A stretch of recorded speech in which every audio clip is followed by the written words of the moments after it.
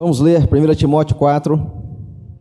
Os irmãos que tiverem a Bíblia à mão podem também abrir, mas nós vamos ter aqui o irmão colocando, na tela. 1 Timóteo, capítulo 4. E nós vamos ler aí a parte B, do verso 7 e o verso 8. E Paulo, aconselhando Timóteo, diz o seguinte, na parte B do verso 7 e o verso 8: Exercita-te pessoalmente na piedade, pois o exercício físico para pouco é proveitoso, mas a piedade para tudo é proveitosa, porque tem a promessa da vida que agora é e da que há de ser. Senhor, nosso Deus e Pai, na Tua presença, graças te damos por Teu amor e misericórdia para conosco. Te pedimos que a Tua misericórdia continue, Senhor Deus, amparando nossas vidas, nos dando, Senhor Deus, o verdadeiro discernimento da nossa condição perante Ti. Que saibamos, de fato, entregar nossas vidas em Tuas mãos e que possamos, Senhor Deus, de fato, receber o recado do Teu Santo Espírito para nossos corações. Nós pedimos e agradecemos em nome de Jesus Cristo. Amém. Os irmãos podem se assentar. Nós temos nas mídias sociais um fenômeno, de várias pessoas que são seguidoras, não é isso? Então, quando eu tenho uma conta qualquer nas mídias sociais, seja no Facebook, no WhatsApp, no Instagram, e tantos outros aí, Telegram e por aí afora, muitos gostam de contar quantos seguidores tem. Mas na internet também nós temos um fenômeno diferente. Nós não temos só seguidores. Nós temos, em alguns casos, também perseguidores. Os irmãos sabem muito bem a diferença entre seguidor e de perseguidor, não é isso? E se eu dissesse para os irmãos que nós temos também que adotar muitas vezes a postura de perseguidores?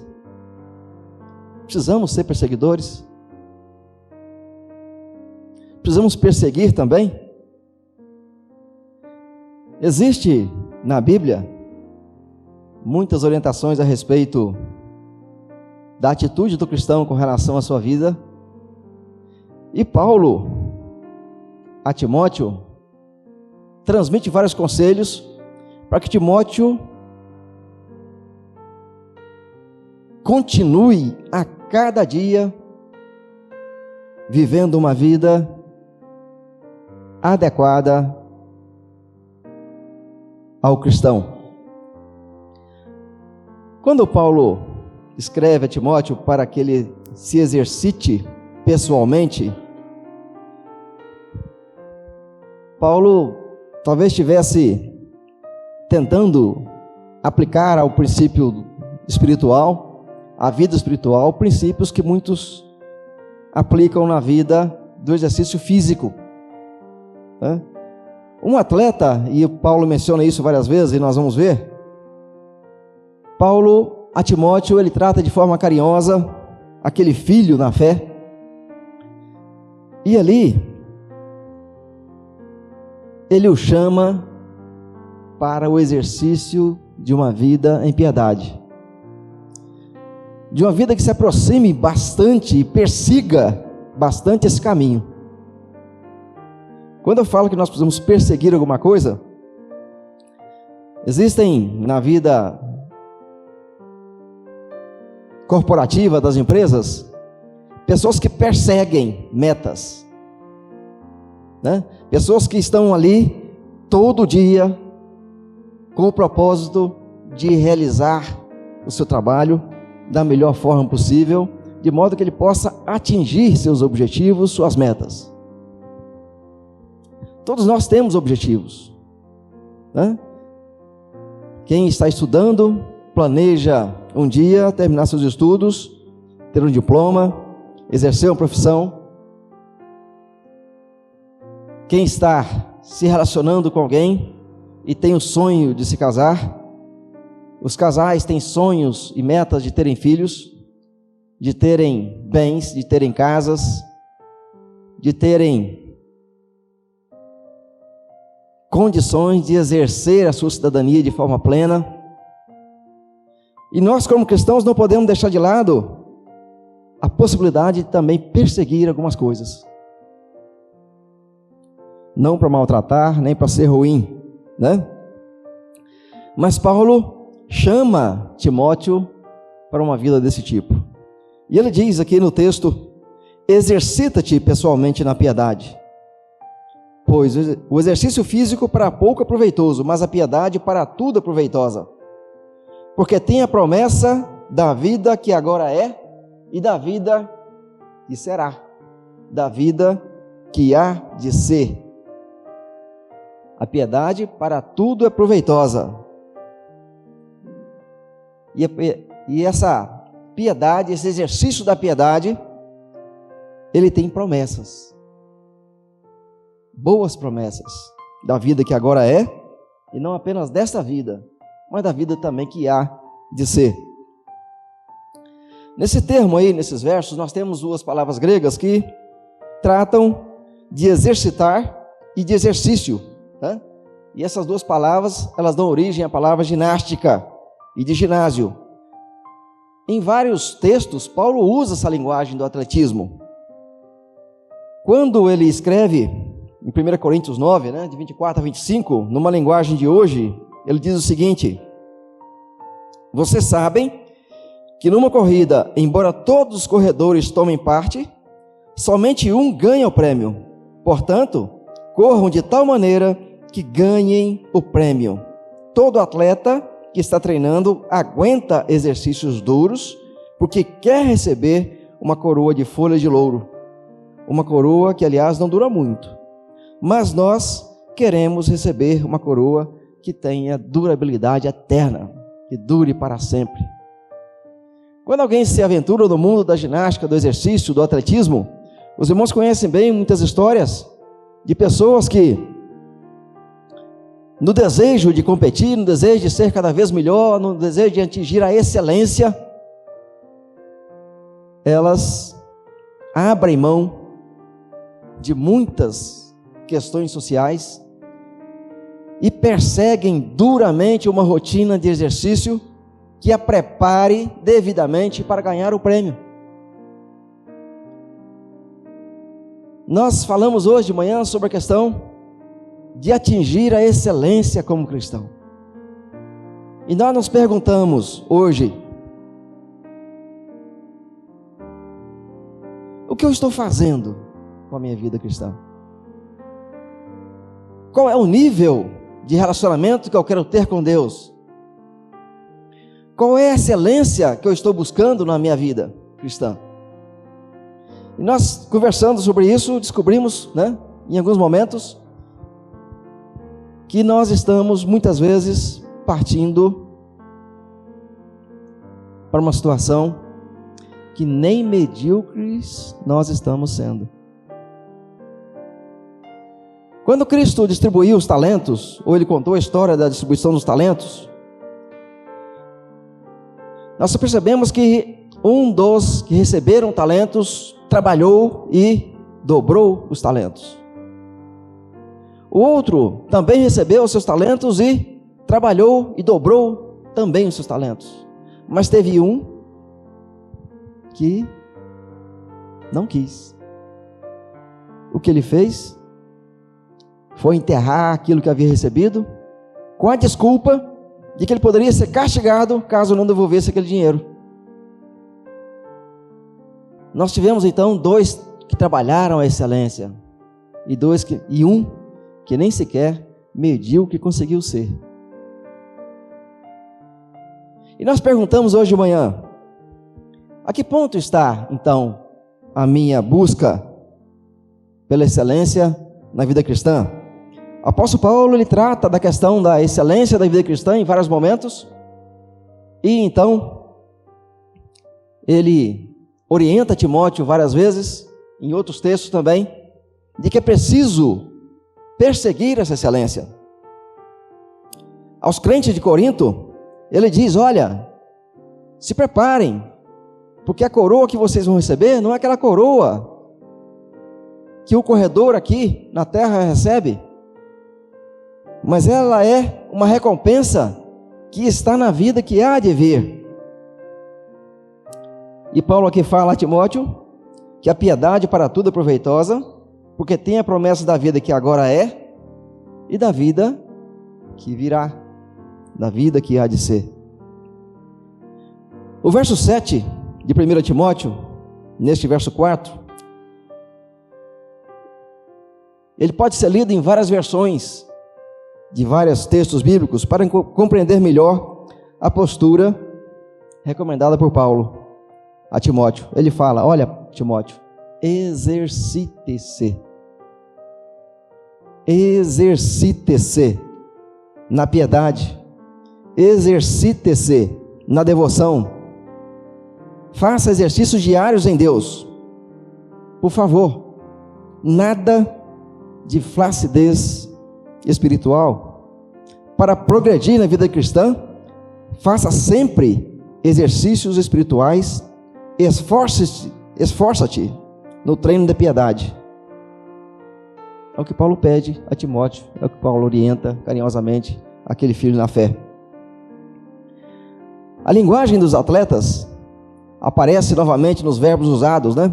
Rejeitar, afastar, não perder tempo com aquilo que não é adequado, dedicar-se, continuar, mergulhar em, vigiar, ficar atento, não se descuidar, não negligenciar, desvelar-se, cuidar bem, cultivar, progredir, amadurecer, firmar-se, permanecer, perseverar e não se desviar. Quem acompanha o treino de um atleta sabe muito bem que a rotina de treinos é dura. Se ele quiser chegar a ser aquele que é campeão ou que estará entre os primeiros, ele passa 8 horas diárias treinando todo santo dia. Não há folga. E o apóstolo Paulo recomenda a Timóteo: exercite-se, persiga o exercício da piedade. Esse conselho de Paulo a Timóteo, ele não é só a Timóteo, ele se estende a qualquer um de nós. Ele nos convoca uma postura contrária ao estado da inércia, da estagnação espiritual. Nós vamos ler um pouquinho um texto que nós lemos hoje de manhã, só para os irmãos terem uma ideia do que é um exemplo de estagnação espiritual. Vamos lá para Malaquias, no capítulo 2, e a partir do primeiro capítulo aí no verso 6, ele começa perguntando: o filho honra o pai, o servo honra ao seu senhor.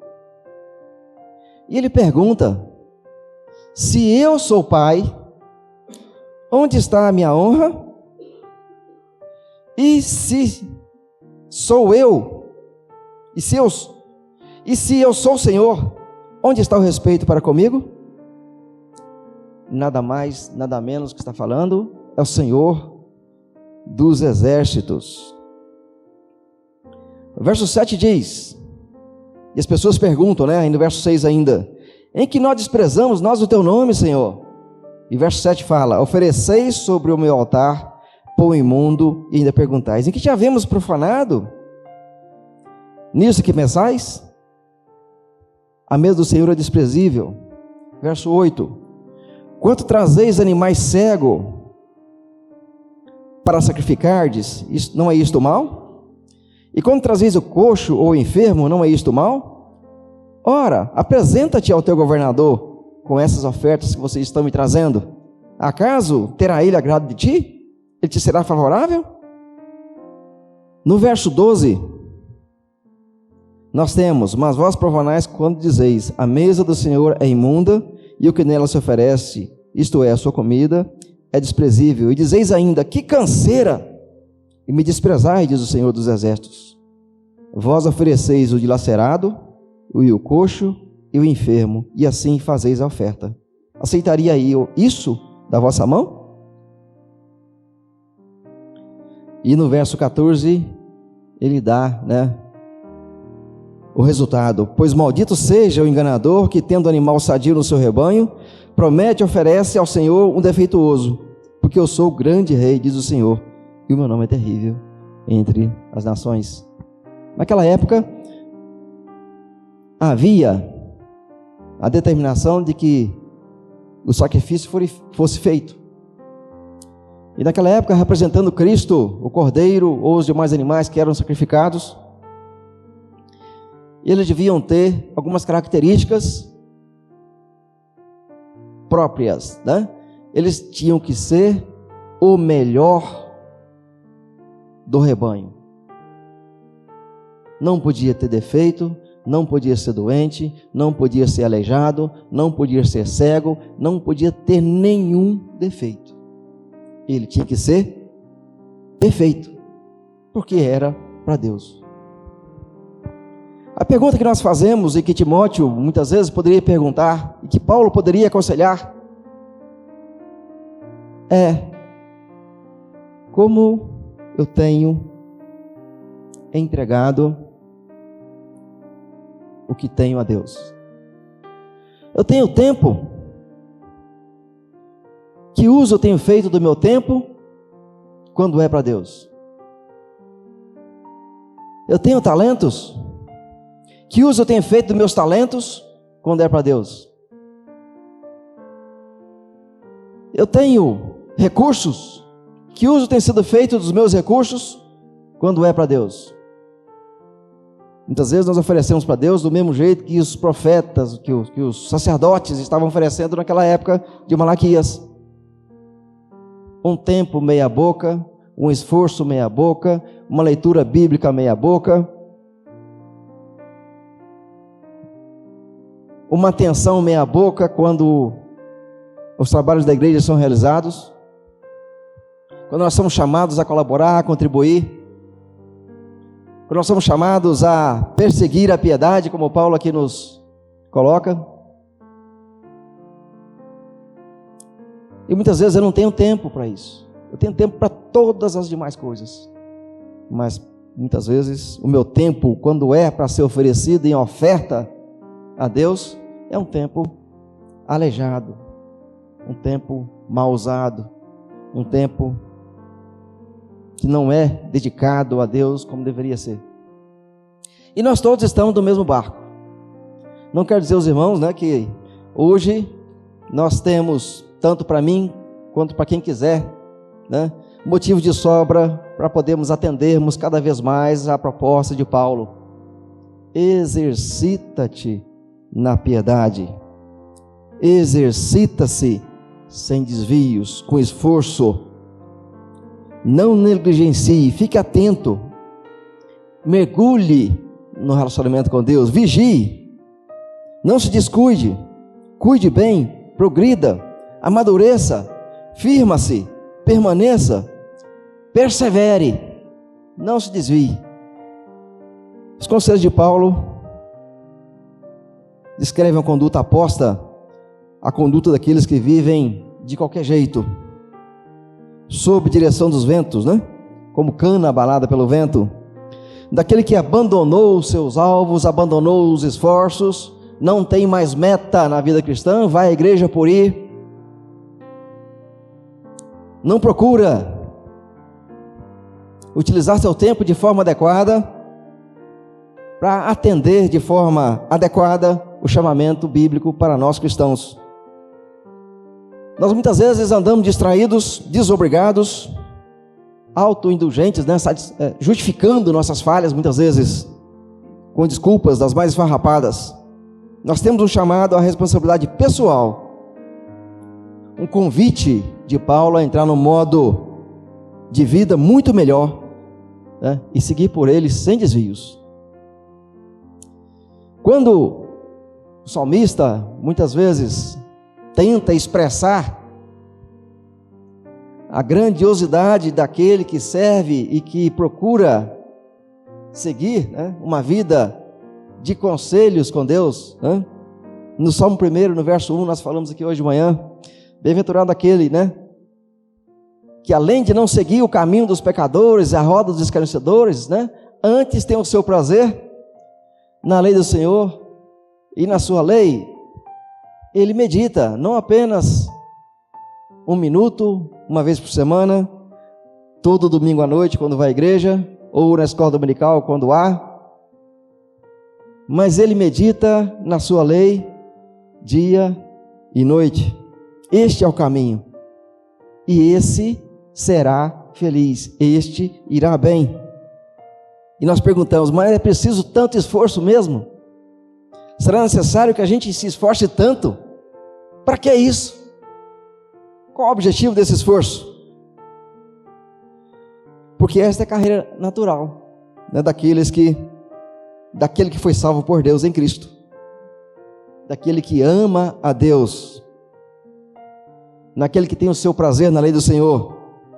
2 Coríntios 3,18, mas todos nós, com o rosto descoberto, refletindo como espelho a glória do Senhor, quando transformados de glória em glória na mesma imagem, como pelo Espírito do Senhor.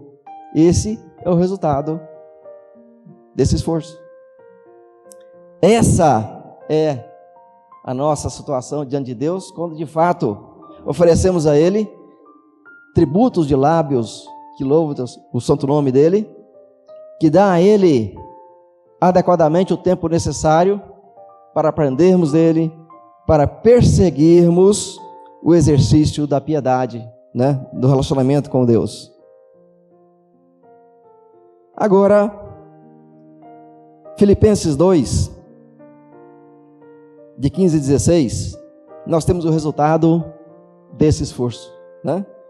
Que tipo de pessoa seremos se fizermos isso? Que tipo de igreja haverá quando isso for perseguido? Que tipo de cristão, que tipo de pessoa existirá no mundo?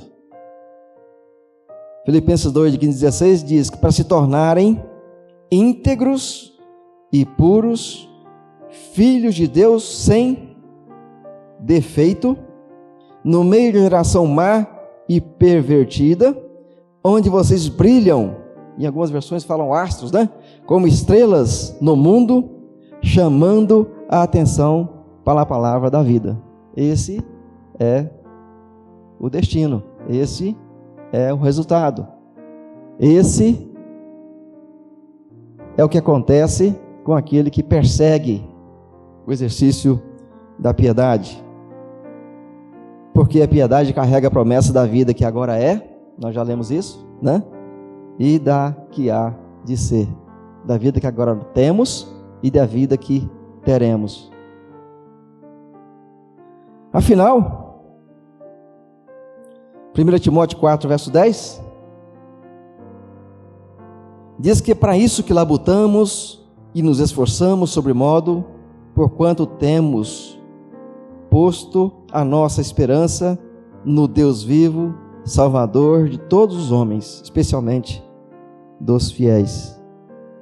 Quando nós trabalhamos o sentimento de que Deus misericordioso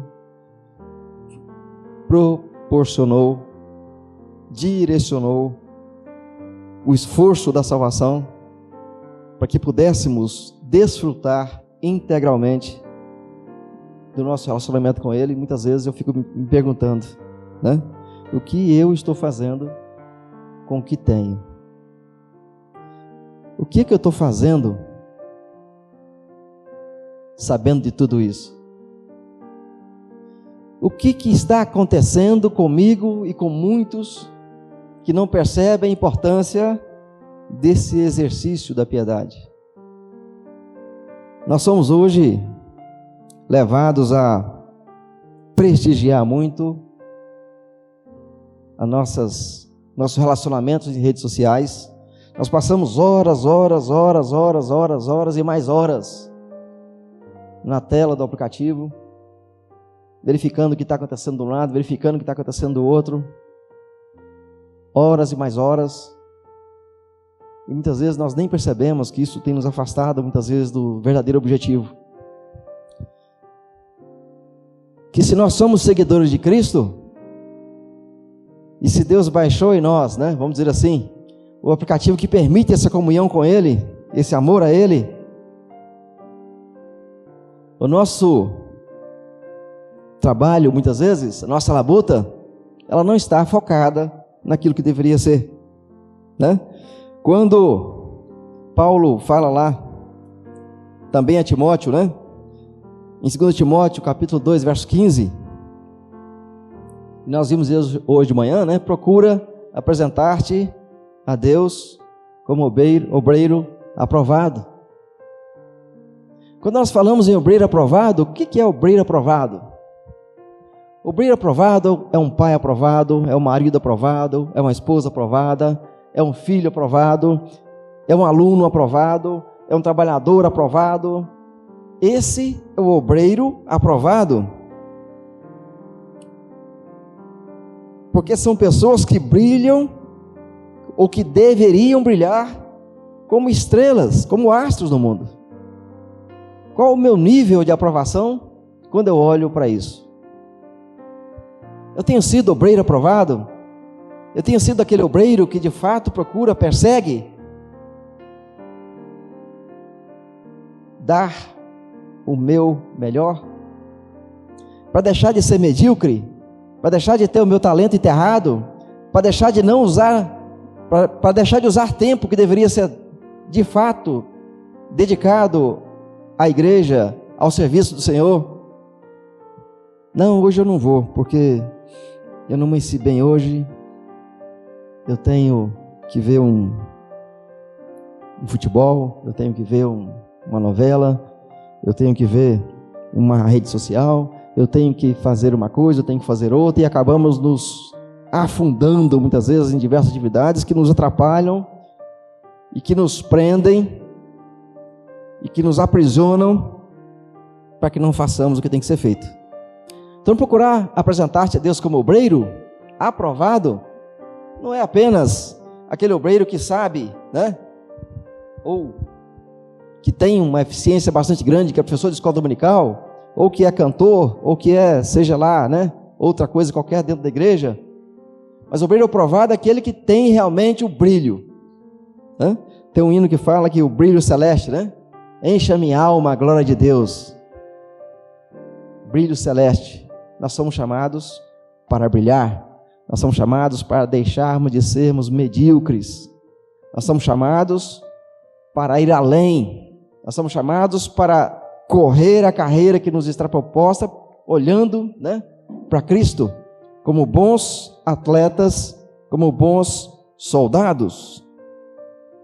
2 Timóteo, capítulo 2, versos 3 e 5, para terminar, de 3 a 5, né? 2 Timóteo 2. Na verdade, não é 3, tá? Desculpa aí. O verso 3 diz o seguinte: participa dos meus sofrimentos como bom soldado de Cristo. Hoje de manhã nós falamos também em ser soldado, né? O que o soldado recebe para fazer? As missões. E ele precisa cumprir a missão. Ele precisa de fato ser vitorioso. No verso 5 diz: igualmente o atleta não é coroado se não lutar segundo as regras, segundo as normas. E nós somos chamados para sermos soldados, nós somos chamados para brilhar, nós somos chamados para sermos atletas, nós somos chamados para o exercício da piedade. Foi o que Paulo aconselhou a Timóteo. Especialmente para mim, eu acho que eu tenho muito a melhorar.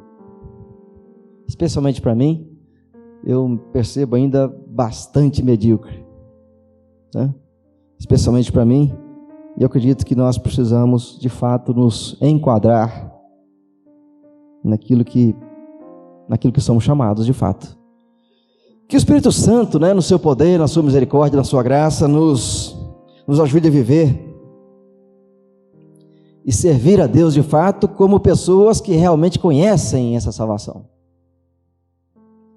Que Deus possa nos orientar a todos e que a gente consiga não estar como aqueles sacerdotes lá do Velho Testamento, na época de Malaquias, que ofereciam a Deus apenas o que sobrava, apenas o que não era valioso, apenas o que não tinha valor algum. O resto, o ruim, o pior, Que Deus nos ajude de fato a entregar o que há de melhor do nosso tempo, o que há de melhor da nossa inteligência, o que há de melhor na nossa capacidade de ir e vir. Que Deus nos ajude a entregar de fato as primícias de tudo que nós temos. Porque se não for assim, parece que a gente não conheceu a Cristo, parece que a gente não sabe quem é Deus, parece que a gente não tem prazer na sua palavra, parece que a gente não medita nela dia e noite, parece que nós precisamos reaprender, Porque a piedade carrega a promessa de vida que agora é e da que há de ser. Amém? Vamos ficar de pé mais uma vez?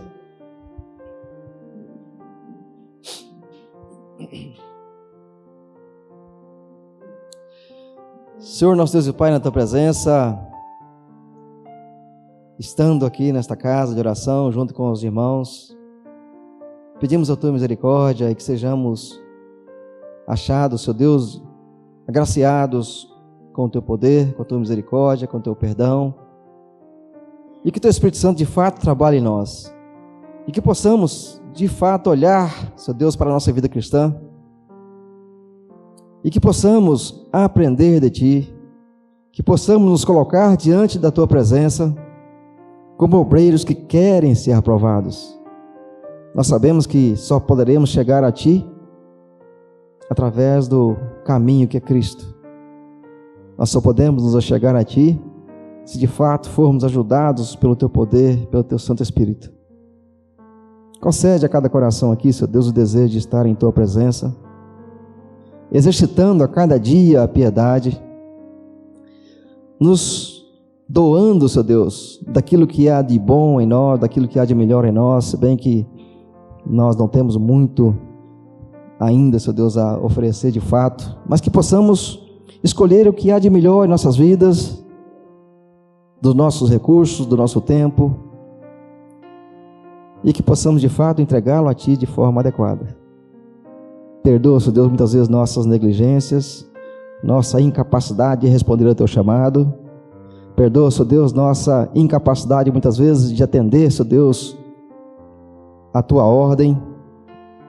Perdoa, Seu Deus, muitas vezes a nossa negligência, a nossa lentidão, a nossa preguiça. Dá-nos, Seu Deus, a Tua misericórdia, a Tua graça, o Teu poder e o Teu Santo Espírito trabalhando de forma brilhante em nosso coração.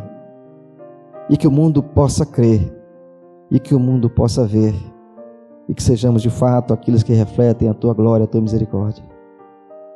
Dá-nos uma noite em Tua presença, uma semana, Seu Deus, abençoada pelo Teu poder, e que possamos, acima de qualquer outra coisa, perseguirmos uma vida de piedade. Nós pedimos, agradecemos, em nome de Jesus Cristo. Amém.